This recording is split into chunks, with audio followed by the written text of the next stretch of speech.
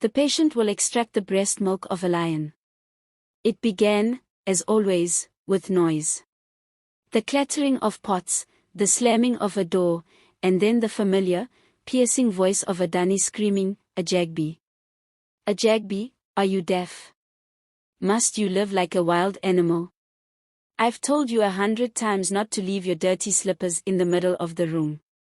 From the other side of the compound, Ajagbi's booming voice responded, "And I've told you, woman, that this is my house. I leave my slippers wherever I like. What will you do about it?" The neighbors, who had grown accustomed to this daily drama, sighed and shook their heads. "I pity those two," Mama Bisola muttered to her husband, fanning herself as she peered through her window. "Every day, they must disgrace themselves." "It's not just him," her husband replied. "That Adani, too, has a sharp tongue. She throws fire for every spark." And truly, Adani and Ajagbi's marriage had become a battlefield. The reasons for their quarrels were often so trivial that the villagers could not decide whether to laugh or cry. The battle over yam. One infamous quarrel began over yam, an innocent tuber, destined to be pounded for dinner. "Adani!" Ajagbi bellowed, storming into the kitchen. "What kind of nonsense is this? You cooked the yam too soft. How do you expect a man to enjoy pounded yam like this?" Adani, who was already sweating from the effort of pounding, turned to him with fire in her eyes. "If you don't like it, Ajagbi, then pound it yourself. Do I look like your servant?" Ajagbi responded by grabbing the pestle from her hands and hurling it across the room. It struck a calabash hanging on the wall, sending pieces of it flying everywhere. "You're mad, Ajagbi!" Adani screamed. "Completely mad. And you're useless," he retorted. That night, neither of them ate the yam, and the neighbors feasted on their noisy argument instead. The goat incident. Then there was the day Ajagbi brought home a goat. Not just any goat, but the dirtiest, most stubborn goat the village had ever seen. "This is Ajagbi's idea of a gift," Adani complained loudly to her neighbor. "A goat that eats everything, even my wrapper. Can you imagine? Yesterday, it chewed my broom to pieces." One morning, Adani woke up to find the goat had wandered into her vegetable garden and eaten all her ugu leaves. Furious, she tied the goat to a tree and refused to feed it. When Ajagbi returned home, he shouted, "Adani, where is my goat? Go and ask the devil who gave it to you." Adani shot back. Ajagbi untied the goat and stormed off, mumbling, "Even the goat is better company than this woman." Ajagbi the snorer. At night, their troubles took a new form, Ajagbi's thunderous snoring. It was so loud that Adani often joked it could wake the ancestors. One night, unable to take it any longer, she shook him awake. "Ajagbi, stop snoring. You're shaking the entire house." Ajagbi, half asleep, grumbled, "What do you want me to do? Stop breathing?" "Maybe." Adani snapped. "At least then I'd get some peace." The next morning, Ajagbi retaliated by banging on the pots while Adani tried to sleep in. "Since you don't want me to snore, I'll make sure you're awake with me," he said with a smirk. The village laughter. Their fights became the subject of endless gossip. Children mimicked their arguments during playtime, and even the elders shook their heads in disbelief. "Those two are a perfect match," Bobber Tope joked one day. "They are both too stubborn for their own good." "They're not married," Mama Bisola countered. "They're in a wrestling match." But beneath all the humor, everyone could see that Adani and Ajagbi were tearing each other apart. Adani's breaking point. One day, after a particularly nasty quarrel over a misplaced cooking spoon, Adani sat down on the front steps of her home, tears streaming down her face. "I can't do this anymore," she muttered. "I love him, but I can't live like this. We are always fighting. It's like we've forgotten how to be happy. Her neighbor, Mama Bisola, approached her cautiously. Adani, have you considered asking Baba Ogunlona for help? He's wise. Maybe he can help you fix your marriage. Adani wiped her tears. Do you think he can? I'll do anything. The wise man's challenge. At Baba Ogunlona's hut, Adani poured out her heart. I love a Jagby, but he's so difficult. And I know I'm not perfect either. Please, Baba, help us before we destroy each other.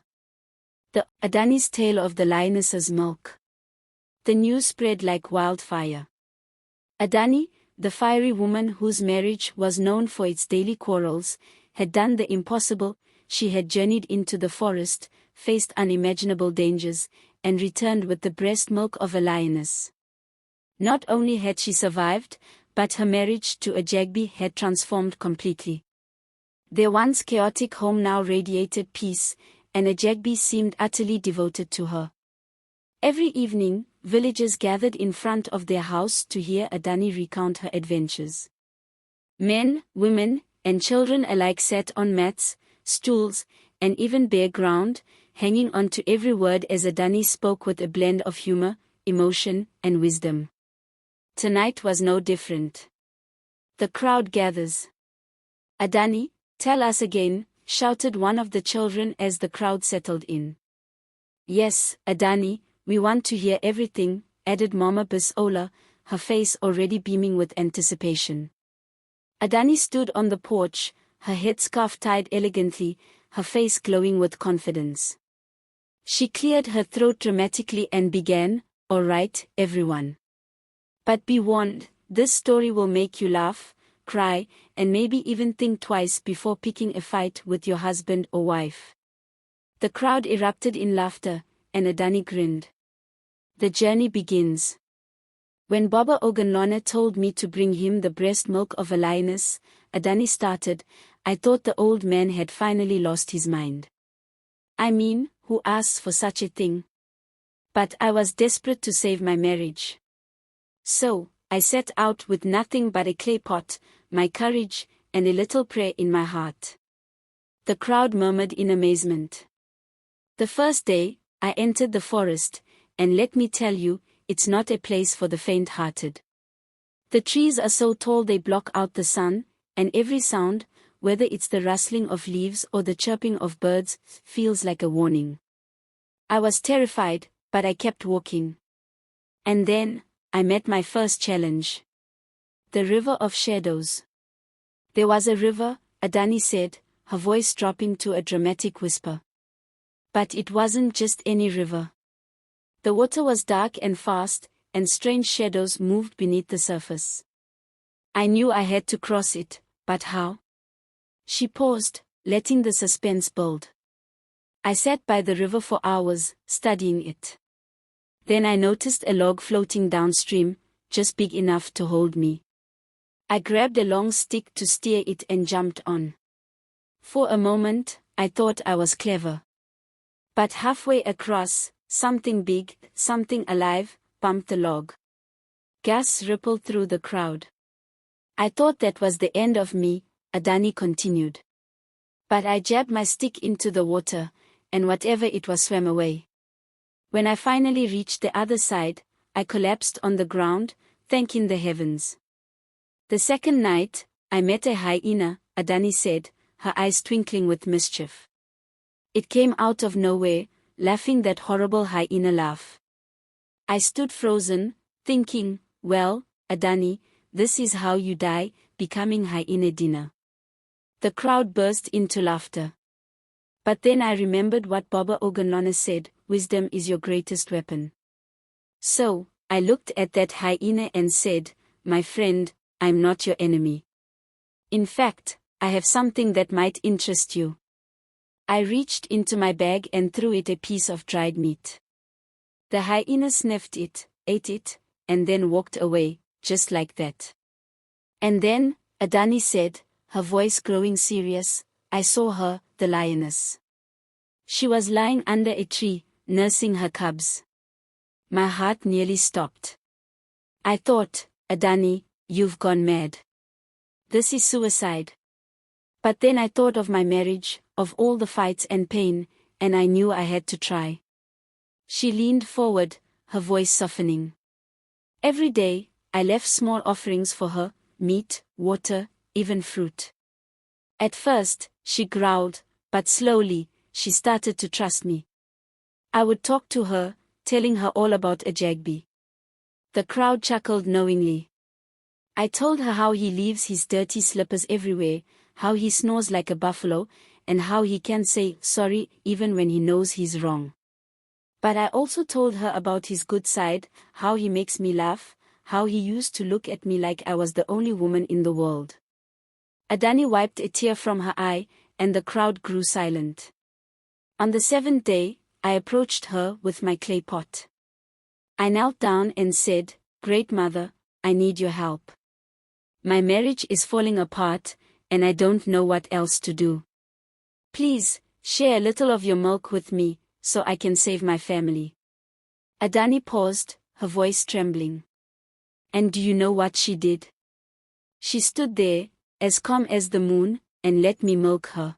The sun had barely set when the villagers began gathering again at Ajagbi and Adoni's house. Word had spread like wildfire. Ajagbi was finally going to tell his side of the story. Those who had heard Adoni's tale the previous night were eager to hear what the once troublesome husband had to say. Ajagbi stood at the doorway, looking sharper than anyone had ever seen him. His agbada was clean, his sandals polished, and his face carried an unusual seriousness. But as he opened his mouth to speak, a mischievous smile broke through. "I want to warn all of you," he began, raising his voice dramatically, "if you are not ready to pay the price of marriage and your lifestyle, please, don't go into marriage." The crowd erupted into laughter, some slapping their thighs, others clutching their stomachs. Because, Ajagbi continued, "if you're not careful, you'll end up like me." Ajagbi the noisemaker turned Ajagbi the mute. Ajagbi's tone shifted as he recounted the night Adoni didn't return home. "When I came back that evening and saw her wrapper still folded, her shoes missing, and the house quiet, my people, I felt something heavy in my chest. I asked the neighbors, 'Where is Adoni?' And you know what they told me? That my wife had gone into the forest to look for the breast milk of a lioness." The crowd gasped. "Yes, you heard me," Ajagbi said, shaking his head. "At first, I laughed. I thought it was one of her dramatic jokes. But when night fell and she still hadn't come home, laughter left me." He paused, his voice softening. "My people, that was the longest night of my life. I sat outside, staring at the stars, wondering if she was alive, if a lion had eaten her, or if she would ever come back to me. I didn't sleep. I didn't eat. For the first time, I realized how much I needed her. The next morning, I ran to Baba Ogunlona. I was ready to fight him for sending my wife on such a dangerous mission. 'Why did you let her go?' I shouted. 'Do you want me to become a widower?' Ajagbi paused for effect, then imitated the wise man's calm voice. 'Ajagbi,' he said, 'if she hadn't gone, one of you would have killed the other in your next fight. And the survivor would have lost their mind.' The crowd burst into laughter again, but Ajagbi shook his head solemnly. He told me that if I wanted to see Adoni alive again, I had to do 3 things: tidy the house, put a big kola nut in my mouth, and keep completely silent, no matter who came or what they said to me. 'You must not talk, Ajagbi,' he said, 'not even to yourself.' 'Oh, my people,' Ajagbi said, pacing dramatically, 'do you know how hard it is for someone like me, who loves to talk, to keep quiet? The first day, I thought my head would explode. Neighbors came asking, "Ajagbi, where is your wife?" I wanted to explain, but the kola nut was in my mouth, so I just nodded like a fool. The crowd laughed, tears forming in some eyes. Then the children started coming. "Ajagbi the parrot," they called me. "Ajagbi, why are you not shouting at us today?" They would make faces, clap their hands, and even throw stones at my door, but I couldn't say a word. The visit from his mother-in-law. The worst day, Ajagbi said, lowering his voice, was when Adoni's mother came. The crowd leaned in closer. She stormed into the house, shouting, "Ajagbe, where is my daughter? If anything happens to her, I will turn this village upside down." Ajagbe mimicked his own struggle, puffing out his cheeks as though the kola nut was still in his mouth. I couldn't say anything, so she started accusing me of beating Adoni and chasing her away. "Ajagbe, you will never hear the end of this," she screamed. And I just sat there, chewing my kola nut, looking like an idiot. The villagers roared with laughter, some wiping their eyes. "But let me tell you something," Ajagbe said, his voice growing serious. "Those days were the loneliest of my life. I missed her so much it hurt. Every time I looked at her empty seat, I wanted to cry. I kept thinking of all the time she cared for me, how she made sure my food was ready, how she helped me find my slippers, even how she scolded me when I was wrong. The house felt like a graveyard without her." He paused, taking a deep breath. "And the hunger. My people, I am not proud to say this, but I almost ate raw yam one night because I didn't know how to cook it properly." The crowd erupted into laughter again, some shouting, "Ajagbe, you deserved it." Finally, Ajagbe said, his face lighting up, "Baba Ogonona sent a messenger." "Come and get your wife," the boy said. I almost fainted with joy. I bathed 3 times, brushed my teeth until my gums bled, and wore the clothes I had saved from our wedding day. I cleaned the house like never before. Everything had to be perfect. When I saw her at Baba Ogonona's house, Ajagbe said, his voice trembling, I thought she was an angel. Her face was glowing, her eyes shining. I ran to her, and we hugged so tight I didn't want to let go. Baba Ogonona left us there, saying, "Go and start over." We walked home hand in hand, and I promised her, and myself, that I would never take her for granted